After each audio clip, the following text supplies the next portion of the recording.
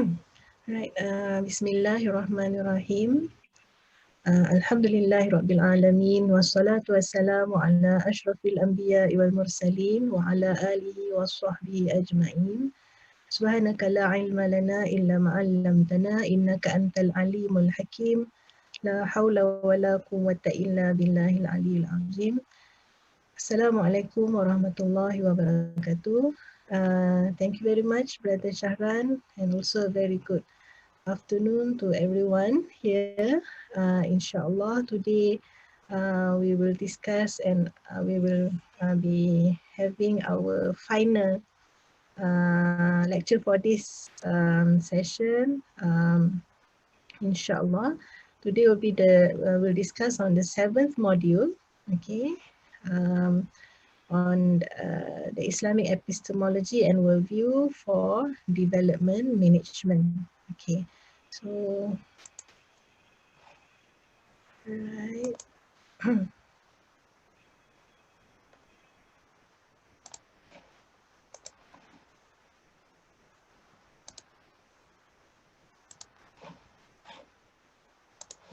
Okay, all right.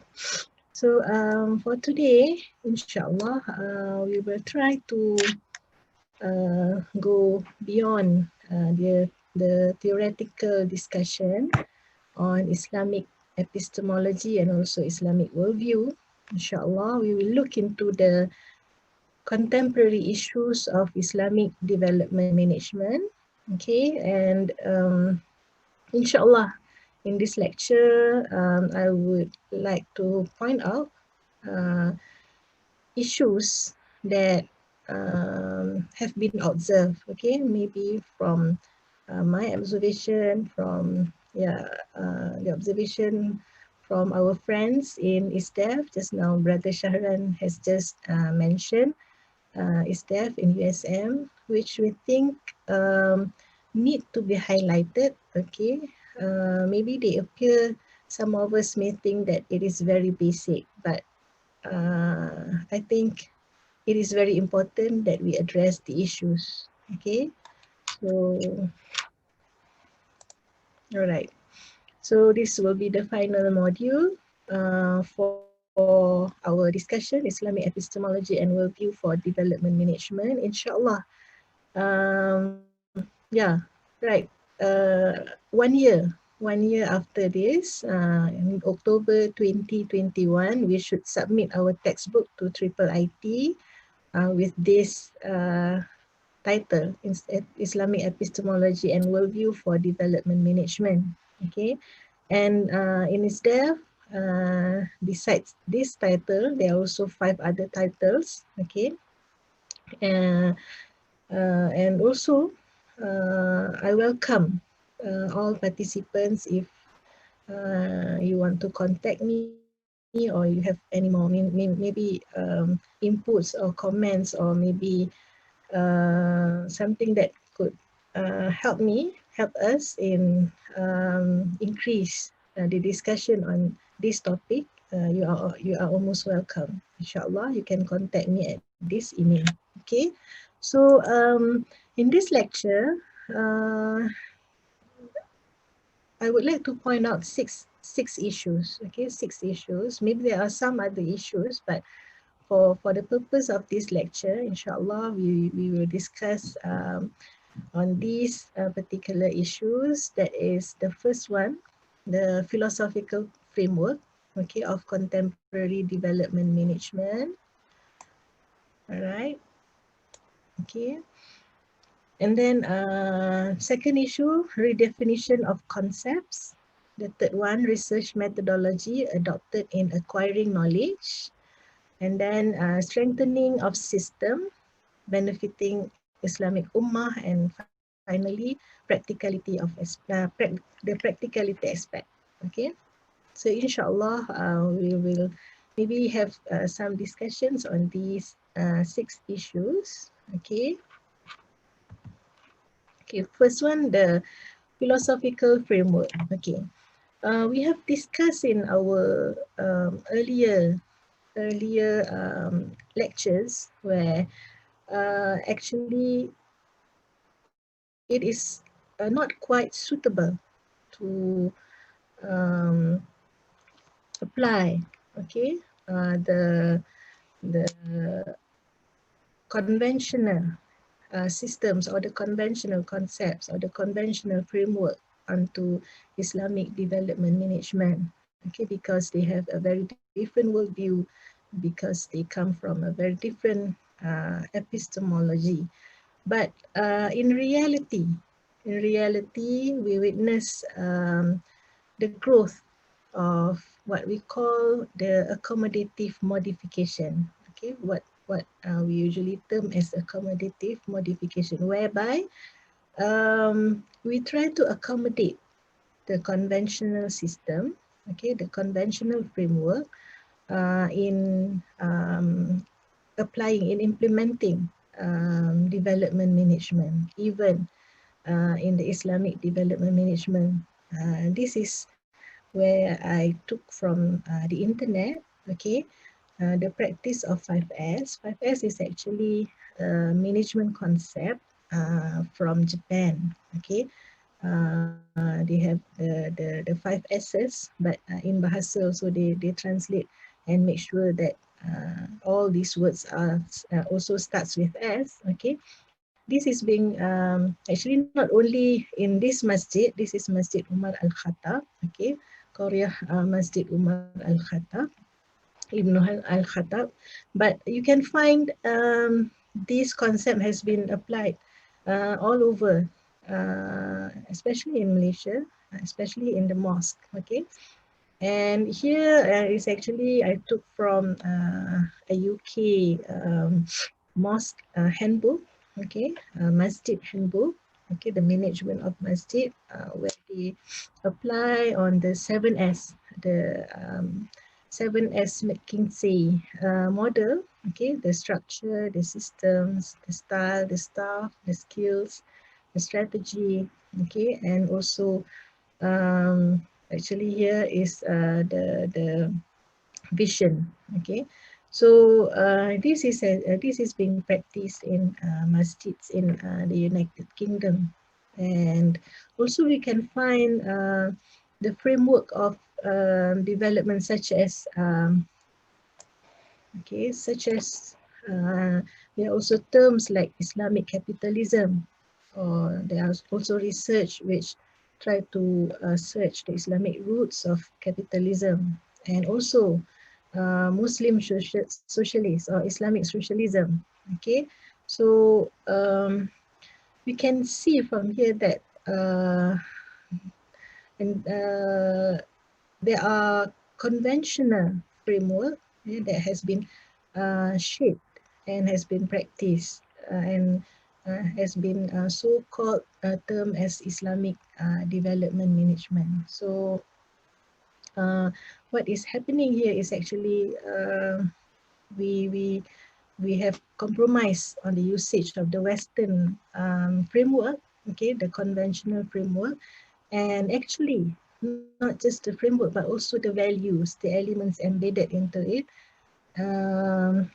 just based on a stance that we think, okay, such as this 5S model, the 7S model, the socialism concept, the capitalism concept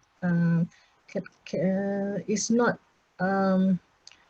really seen as contradict with the Islamic Sharia or Islamic Aqidah. But is this so? Okay, so is this so? So we can see actually, like what has been said, there are many Islamic institutions, even Islamic movements, even Islamic literature seems to be quite settled with the conventional framework. Okay, the conventional framework. Even if you search, you can also see, you can also find the application of DQM, okay, in the Islamic banking institutions, and also some other literature, okay, on applying the conventional framework onto the Islamic development management. Okay, and this is what I quoted from Shingo Shigo. He's actually known as one of the quality guru. He's from Japan, and he has founded the concept, the quality concept Pokayoke mistake proofing. Okay, if you see here, okay, from his quotation, he said that there are 4 purposes of improvement: easier, better, faster, and cheaper. So these 4 goals appear in the order of priority. So yeah, some, maybe to some, okay, they see that the application of the quality concept, the so-called quality concept in the conventional framework, look like it is a good value to be applied. Okay, from here, it is continuous improvement, no mistakes. Okay, no mistakes to be made. But if you see here, okay, the 4 goals, the 4 goals that is being put into priority is actually very different from the concept of improvement in the Islamic worldview and also Islamic epistemology. Okay, all right.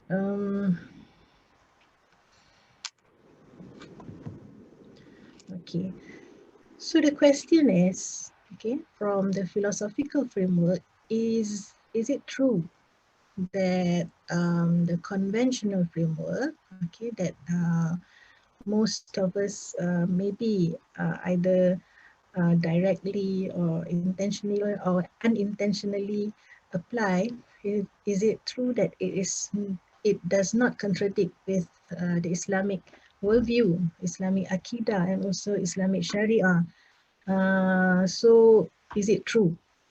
Have we ever do in-depth study research to look into this? Okay, um, what has been looked as not contradict to Islamic Aqidah and Sharia is actually, we can look at, if only we look at the operational level, okay, the practices aspects of this concept, of this framework. Yes, it is true. If we only look at the operational level, then maybe the concepts, we cannot find any contradiction with the Islamic Aqidah or Islamic Sharia. Okay, and however, okay, if the practices is being looked from the philosophical level, from the epistemological aspect, from the worldview aspect, okay, so we might see that there is a problem actually in applying these conventional values or these conventional concepts. Okay, so in the case of adoption of the Western ethnocentric framework elements into our Islamic development management, actually we really have to revisit, okay, recontemplate, look into the terms, the structure, not just the names. Okay, look into the what is actually embedded inside the terms. Okay, and mainly from the perspective of worldview. What is it? What's actually is the worldview of socialism? So can we term it as Islamic socialism or Islamic capitalism, or maybe um, total quality management for the masajid or our Islamic bankings? Is it appropriate? Okay, so these are the questions, actually, the issues whereby we usually took for granted, or maybe we just look at the very superficial or operational level.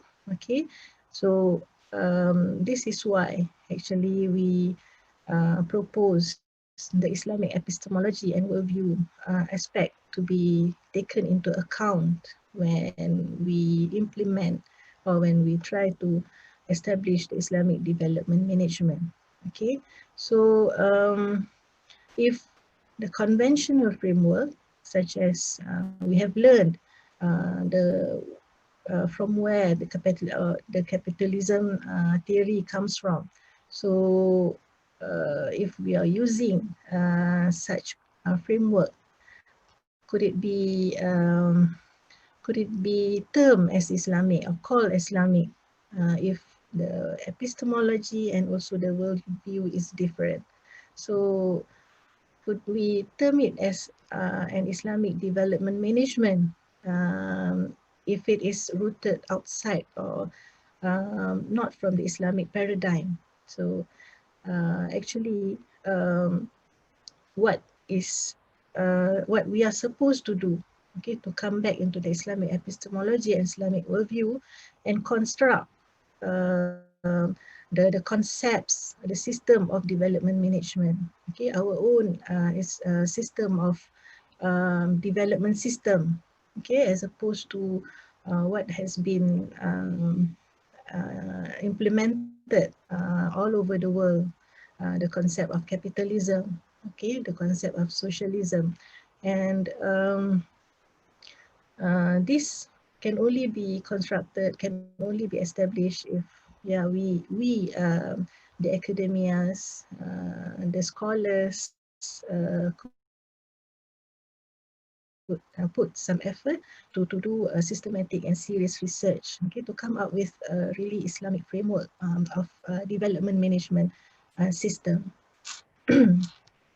Okay, so here is actually an example, okay, of the philosophical framework of total quality management, okay, which is a very, I can say, a very popular framework, or a very popular system that has been implemented in most of Islamic institutions, okay, whereby if we look into the worldview and also the very basic, okay, the epistemological aspects of the QM, we can see that most of it rely on always put forward the customer satisfaction in determining quality, and also the maximization of profit, okay, and also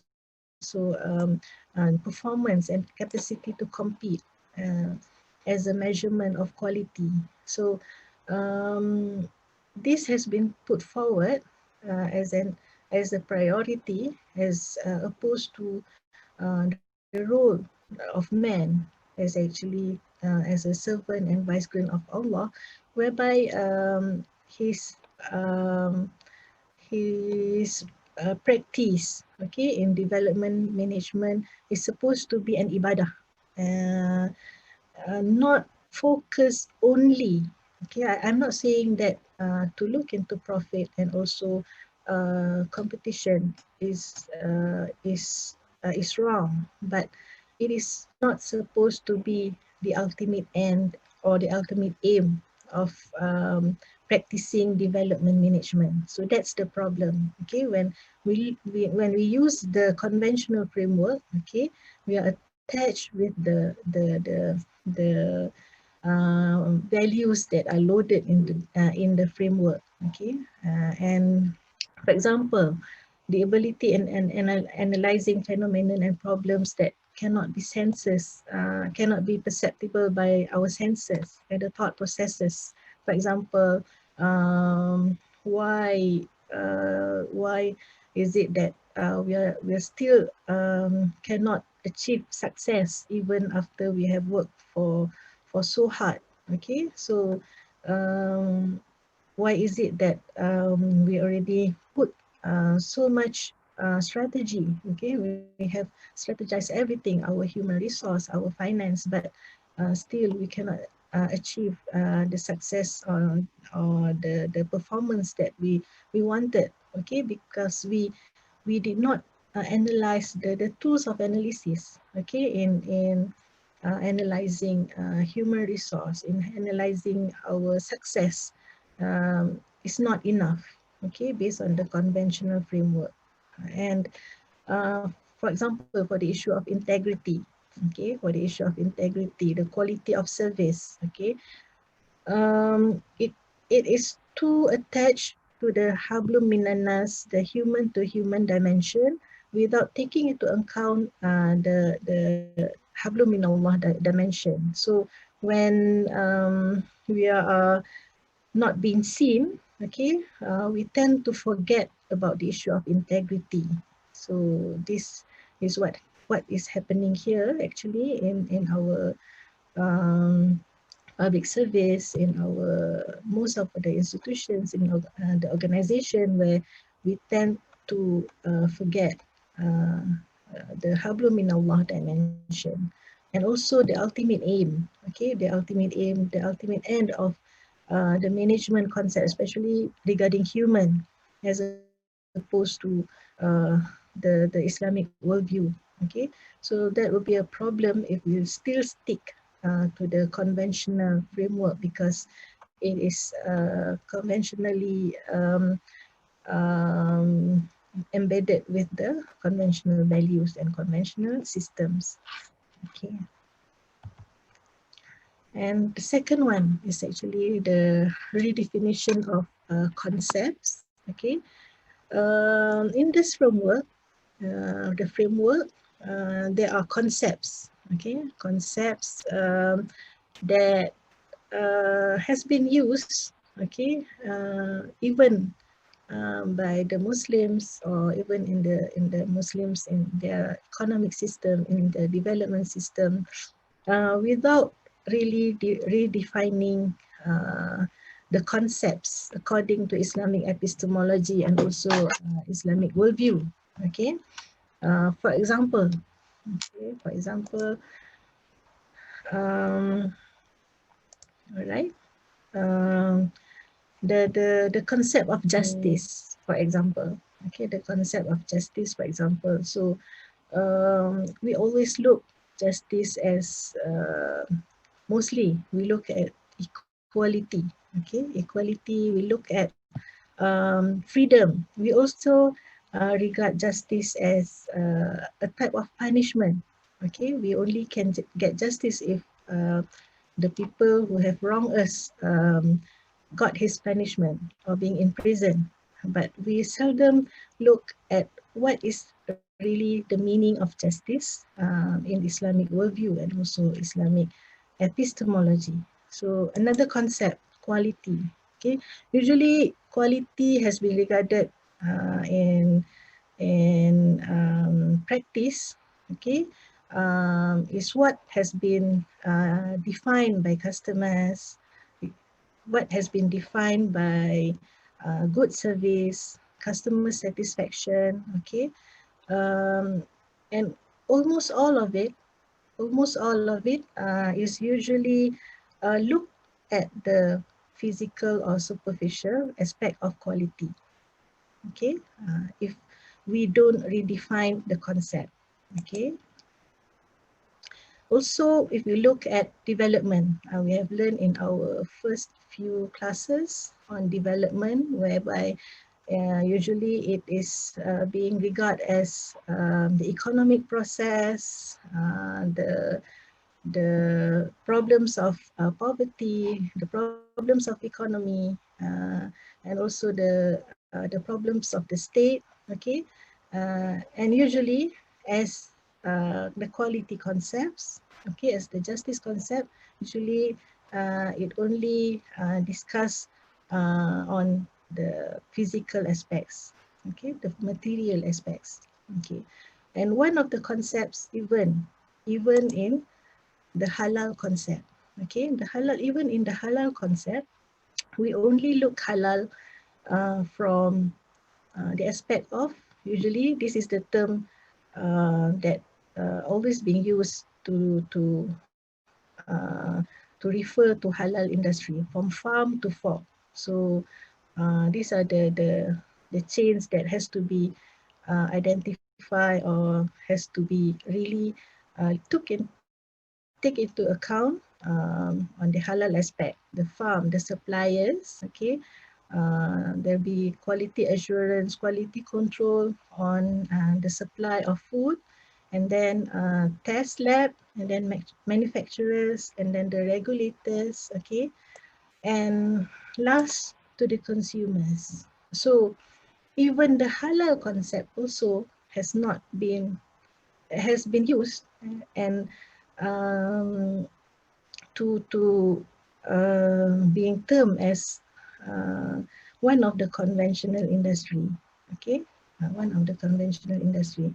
So if these concepts is not being redefined, okay, so it will be used with conventional value loaded into it, okay, and also one of the problems, yeah, besides that is the indicators that we use to measure, okay, um, will be still using the conventional indicators, not the Islamic indicators. For example, I took the halal example.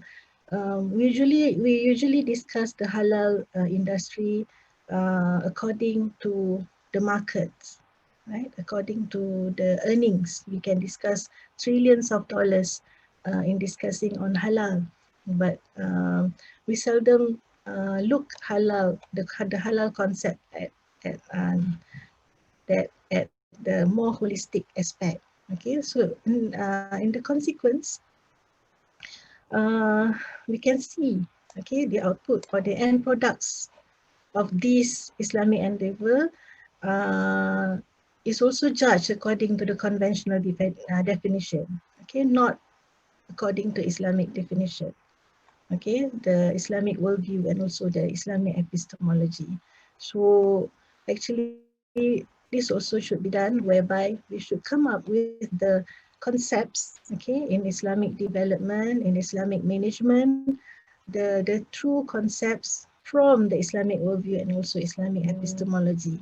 The concept of sustainable, is it enough with the SDGs that has been outlined by the United Nations, the poverty concept, the quality concept, okay? All of this has to be redefined to put into a framework that is based on Islamic philosophy, that is Islamic worldview and also Islamic epistemology, okay? Um, so, and the third issue, okay, the third issue is the research methodology used in acquiring knowledge. Okay, the research methodology used in acquiring knowledge, and it can be said that in almost all cases, even in almost all theses or postgraduate studies, even in the Islamic discipline, dominantly use conventional research methodology. Okay, so far we seldom find the Islamic research methodology is being used. So with this, okay, our researchers, okay, are more prone to be trapped within the anti-dogmatic concepts, whereby some of the research or the knowledge, okay, we have discussed in the during our module in Islamic epistemology, cannot be accepted or cannot be justified because it cannot be perceived by our senses, or it cannot be rationalized, okay, by our it cannot be rationalized through reasons. So with this, okay, we are almost all of us got trapped into this, even though we are researching on Islam and also on Muslims. Okay, so besides that, the conventional research methodology that we've been using, also there is a lack of tool of analysis, because these um, methods usually focus on tangible aspects. Okay, when we discuss on the productivity of the workers, we usually discuss on the output that can be obtained from a certain input that has been given, or we would like to measure the well-being, usually by the motivation, usually by using a measurable or the tangible measurement, okay, as opposed to the intangibles, which is our iman and also our nafs, which is the most dominant element that could um, affect our work and our productivity, and also everything that we do in development and also in management. So that is a problem actually in doing research, because the conventional research methodology cannot. There are things that cannot be observed. Okay, um, especially the unseen world, okay, that we have learned during our Islamic epistemology. So another issue here is actually the need of Islamic research methodology in realizing Islamic development management. Okay, and from the study or from the research of our founder, our ISDEF founder, Professor Muhammad Shukri Saleh, he has found that there are quite a number dispersed writings on the critiques of conventional research methodology, and also discussions on the philosophy of Islamic research methodology. However, the construction of a practical and systematic Islamic research methodology and techniques has yet to be come up to, and actually a research on these suppose are also should be done by our Muslim scholars. Okay. Okay, number 4 is the strengthening of the Islamic system. All right. Um, from the discussion, from the Islamic framework, the redefinition of concepts, and also the adoption of Islamic research methodology, all of this are supposed to ensure the strengthening of Islamic system. Okay, to ensure the Islamic system. For example, okay, we have the halal, just now we have discussed. Okay, so actually, usually and supposedly, the implementation of halal concept is supposed to strengthen our Islamic society. Okay, however, okay, from the concept, a very narrow concept of halal, whereby we always refer it only from farm to fork, it becomes a very profit-oriented capitalistic commercialization aspects, whereby when you talk about halal, you usually talk about how much income that we can get from our halal industry. Okay, and this also affect on the since the discussion is mostly relate to markets, customers, okay, and to attain more customers, so that customers from the non-Muslim market could also be included in the halal industry. So we introduce the Muslim-friendly term. So thus we can see that what is happening here, the Islamic economic system from the halal industry, therefore the Islamic development management cannot be strengthened, okay, even by applying the Islamic concept, okay, and thus we cannot also from this, okay, come up with solutions for any economic problems, for any problems of the Muslim Ummah regarding our economics, even though we are champion at the halal industry. Okay, we can see even now during the pandemic, COVID-19 pandemic, where we have the problem of job losses, unemployment, depression, education disruption. We cannot see any Islamic system that has been put forward, okay, to be the solution for this problem. So this is what happening, even though halal has been uh, a dominant part of consumption in the world population. Okay, all right. And the fifth issue, okay, the fifth issue is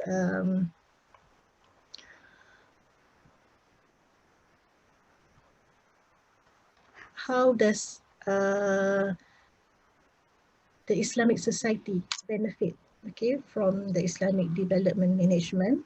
Okay, they can only benefit, okay, from the Islamic development realization only, okay, only if the true concept of Islamic development management from the Islamic philosophical framework and also the true concepts has been realized. So if we are still trying to accommodate the conventional values of development management, then the characterizations of our society, of our Muslim Ummah, has been or will be put merely through consumer and producer oriented behavior. That is actually the problem of our recent Muslim Ummah, the Islamic Ummah now, whereby we can see most problem will actually can be rooted from the consumption and production problems. Okay, so we should the academias should come together to research on how can the Islamic development management execution can establish an excellent Islamic Ummah. And from our discussions, our earlier discussions and the earlier lectures, we can see how the Islamic worldview and Islamic epistemology can create a difference from what has been outlined in the conventional worldview and also the conventional epistemology. Okay, and the final issue, the final one is the practicality of the concepts in Islamic development management. Okay, all right. We have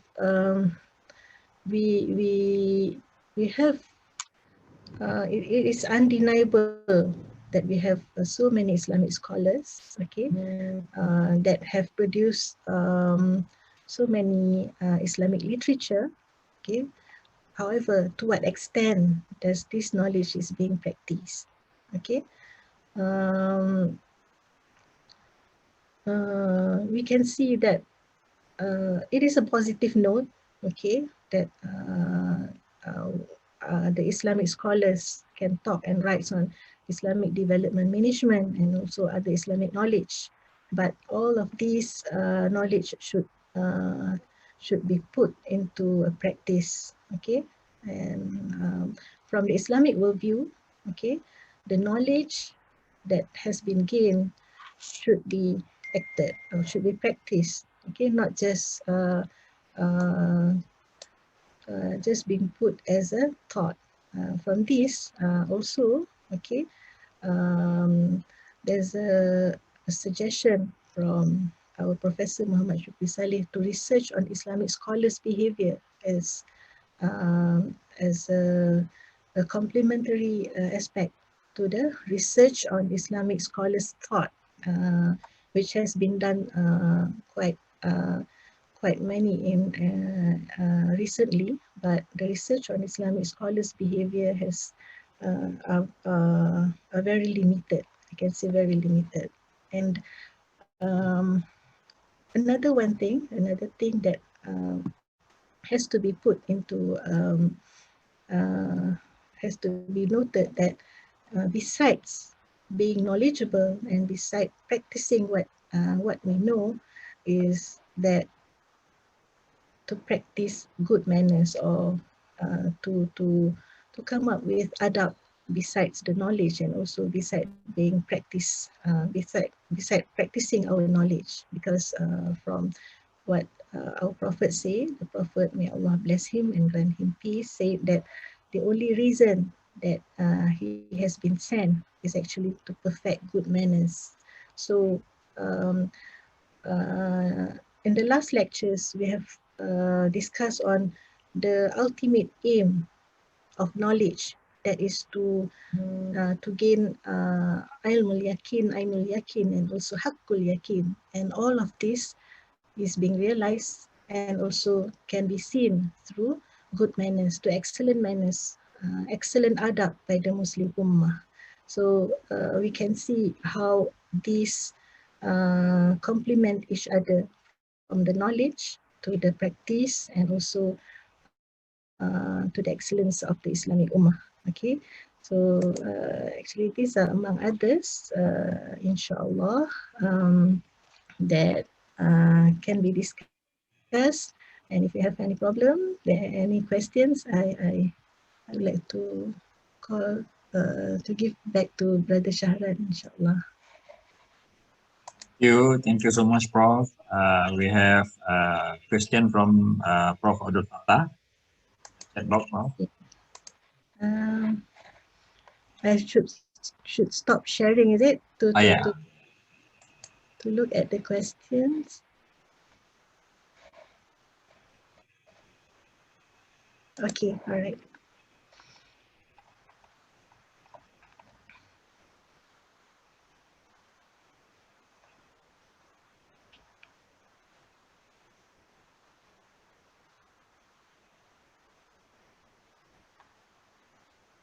Okay, can we add another purpose of improvement,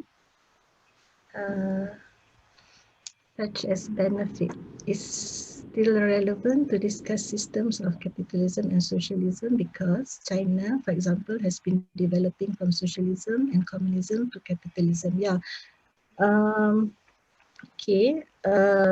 Actually, the in the latest system of development being practiced globally, most countries actually applied to the capitalism development system, and socialism, okay, communism hasn't been practiced anymore, but socialism, there are parts of the world who are still practicing socialism. Okay. um, And can we add another purpose of improvement, such as benefit? I don't really understand this question. However, inshallah, I think in one of the lectures, if you can look back, I did show on the global map on which countries that has been moved to capitalism from socialism. Yeah, I think in the early modules, inshallah.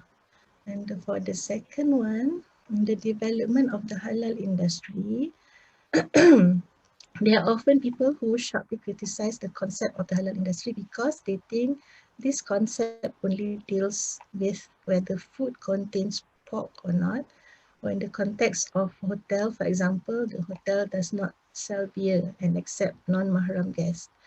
According to these critics, the definition of halal is shallow and should be maximized. For example, halal should also discuss the issue of workers' rights, water sources, and so on. Yet, at the same time, the rejection of the halal industry is still high among Muslims. Also, the West, even within, okay, yet at the same time, the rejection of the halal industry is still high among Muslims and also the West, even within these minimal standards.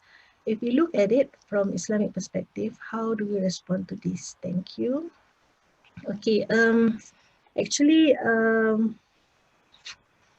the halal concept, okay, there are a few questions here that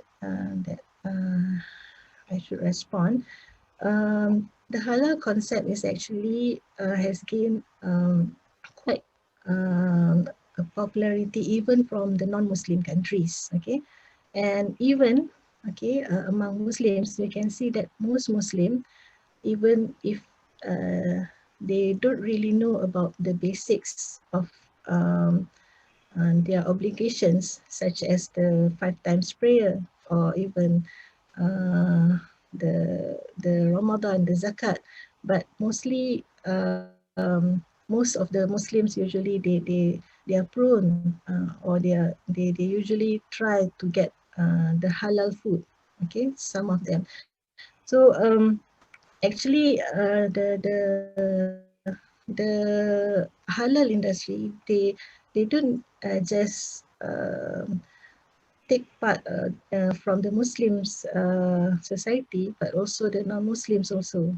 Okay, we can see that halal has found its market even in the non-Muslim countries. Okay, or the Europe countries, for example. Okay, for in the Southern American countries, for example.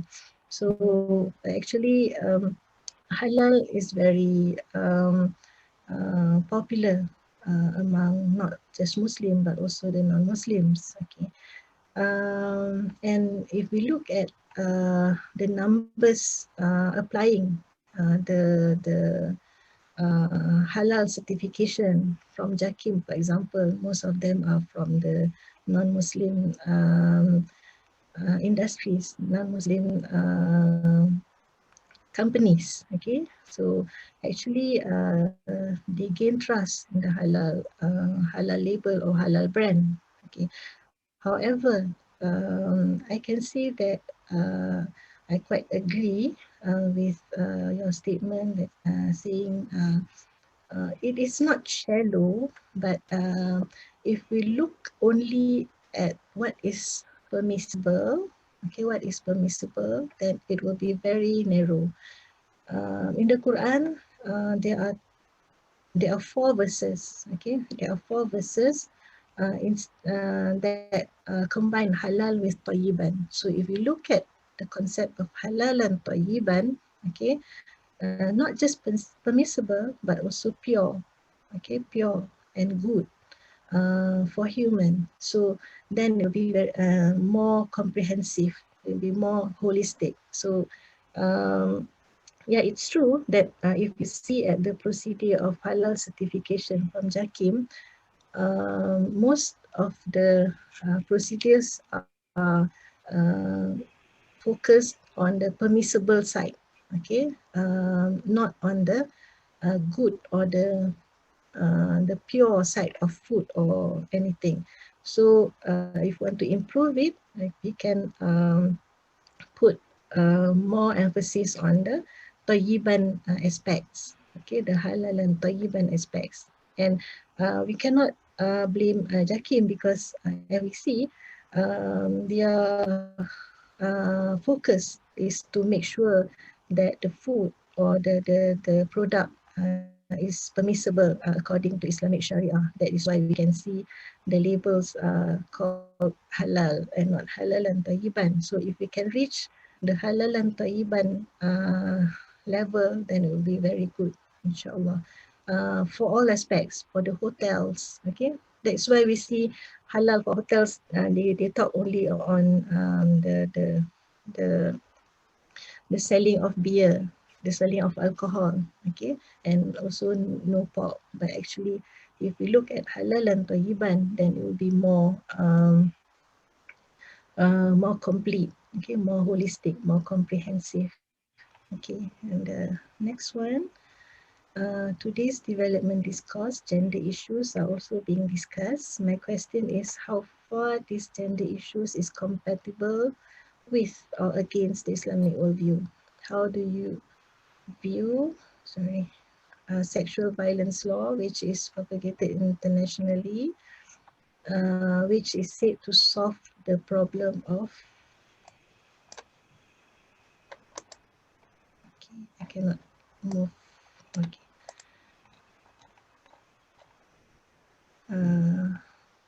The problem of rape culture. However, one of the underlying principles is the concept of consensual sex. Does this contradict? the Islamic worldview. Okay, we can see that actually, okay, the discussion so far, okay, I can see so far from my readings, okay, from my understanding, the gender issues that has been highlighted lately usually discuss on the equality between genders, okay. Not so much of the issues that has been discussed is on the how Islam has saved the dignity of the Muslim women, okay, how Islam has promote actually the most the best way on how to treat women from the Islamic worldview. So yeah, when you look at the sexual violence law or the law regarding to rape or consensual sex, because it has been come up from the conventional worldview, from the conventional human rights concepts. That is why it is quite problematic, and usually we cannot see justice, the Islamic justice there to the women, and also how women can protect their dignity from this. So actually we're supposed to go beyond discussing the equality between genders, okay. We should see on how the women and also the men can complement each other in protecting the dignity of the Muslim Ummah, inshallah. Okay, in the beginning of the lecture, you quoted 4 purposes of improvement. Can they be added by any purposes that is benefit? Okay, actually the quote that I took is from a quality guru, Shingo Shigo, from a Japanese quality guru, where his definition of improvement from the quality perspective is regarding these 4 aspects: easier, better, faster, and it all comes to cheaper. Okay, so when we look into quality from the Islamic worldview, it cannot be just this. It is more than this. Okay, it cannot just discuss on the production aspect, on the how to optimize the cost, okay, to maximize the production. It is supposed to be more than that. How to, from the quality, from the products, okay, from the product, how we could improve our Muslim Ummah, how can we make sure that our products can increase the pureness of the Islamic soul of the Muslim Ummah that that has been using our product or our services. So it is not just cheap, fast, better, and easier. So the reason I quote from Shingo is that to show you how limited the conventional quality concept is. Okay. I think Brother Shahran, Thank you so much. that is All only difficult question. yes, very difficult question Allah. because we are discussing on the issues. Okay. I will forward you all this chat for your record Yeah. from previous classes. Benefit. Yeah, Pardon? Prof, I will forward all of this chat tags, so we will be automatically saved actually in our in my laptop, in my computer, Okay. and I'll forward. All right. Okay, Prof, any final concluding remark for tonight? Okay. First of all, I can see my guru here, Muhammad Shukri Saleh.